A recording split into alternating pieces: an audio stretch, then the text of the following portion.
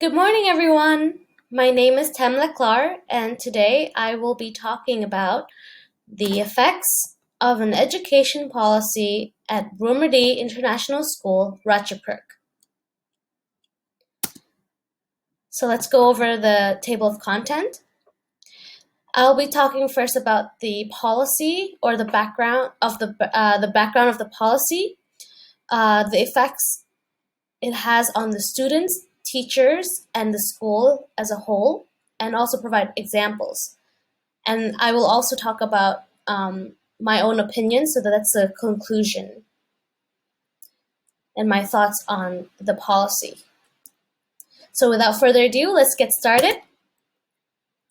Background. So I got the policy from my school's student code of conduct, and I'll quickly read it over. So, recognizing the need for parents to be able to contact their children with urgent messages, RIS Ratchaperk allows the use of mobile phones and other communication devices, but only outside classrooms, libraries, and sports facilities. All communication devices must be turned off during classes, assemblies, and school performances. So right off the bat, I can see that there are gray areas within the policy, as mobile phones or devices are allowed, but they can be used outside classroom, libraries, and sports facilities, um, which creates a concern of, are the kids allowed to use it during playground, for example, or during recess or lunchtime in the canteen. And also, they must be turned off during classes, which is great because that's the main distraction, right? But what about other times? I mean, or other locations? Here it says only classes, assemblies, and school performances. So it's very broad.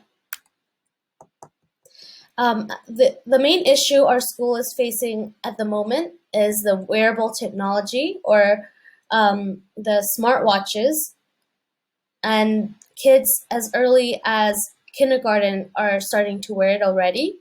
And it has many functions which can be concerning, such as um, the photo taking option, which can create problems with child safeguard when their friends take pictures of each other without the parents' consent. Another option is the calling the parent option, which causes miscommunication with the school. So parents, instead of talking to the school and informing the school, they talk directly to their children, which can cause miscommunication. And also other various um, functions. So on to the strengths and weaknesses. So the strength of the policy is that it highlights the importance of communication between the child and parent. Like that's that's an issue. That's a good thing, and it's also helping the kids develop 21st century skills in social context within the school. I'll be talking about this at the end, where I believe that in the future, smartwatches may be a thing for as a online as a learning tool. But that could be something uh, which is a plus. But there are a lot of weaknesses to the policy too, which is the how unclear the policy is, the gray areas I mentioned, and also the miscommunication it can cause for parents and the school, and just generally like the distraction for teachers and students. Also the safeguard policy I mentioned earlier, which can be a big issue as well. So the effects on teachers, students, and school. So for teachers, as I mentioned before, distraction, not just not in the classroom, because the kids are not allowed to bring the smartwatches in the classroom, but during playgrounds. And I faced had this problem myself where I'm on the playground and I see that the instead of running around and playing with their friends, they are instead using their smartwatches. But I talked to my colleagues also about privacy issues that teachers feel. So sometimes kids can take pictures of teachers, and that could be an invasion of privacy. And as for effects on the students, well, of course, generally distraction from for playing or learning, and child safeguard. So we had a case where a child took a photo of their friends, just playing around, and that can be a big issue with parents not signing. They didn't sign the waiver form that allows her kid to be um, photographed. And for the school as a whole, just communication issues in general. An example is the after school pickup protocol.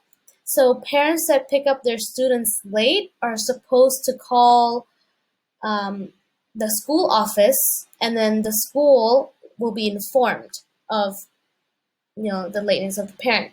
But in the case with the smartwatch, they contact the student directly, and it could be a safeguard issue because, for example, if one parent can't come and they ask, for example, another family member to pick the kid up, the person on duty isn't aware of the change in guardian.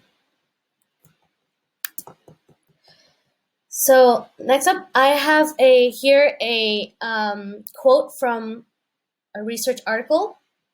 So educators find challenges with smartwatch use in education, including security and privacy issues with persistent data collection, classroom limitations, disruptions, as earlier mentioned, cheating, multitasking, and outside dependency, constant access to the internet. And that constant access to the internet can be a big issue because there's no firewall, and if kids can go on their smartwatches and you know go on social media, for example, that is something that's very concerning. So in conclusion, um, before the policy, I would say there wasn't use of electronic device, so it's difficult for parents to communicate with their child. And I guess if kids had devices before the policy, they were bringing it in the classrooms. That's why the policy was implemented. And now some use of electronic device is allowed, but as mentioned, it's in the gray area, and the child is able to use the device, but only at specific places and times.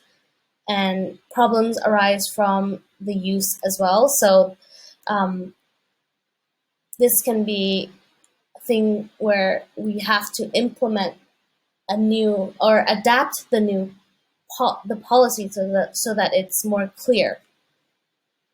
But I've also wondered if in the future, if smartwatches are a learning tool, how would that affect, um, that's something of a question, right? How could smartwatches be potentially a learning tool in the 21st century classroom in the future? So my opinion is I think the policy needs to be adapted so it states that the kids are only able to use the smartwatches off hours. Thank you for listening, and I hope you enjoy. If you have any questions, please contact me, and I'll be happy to answer. Thank you.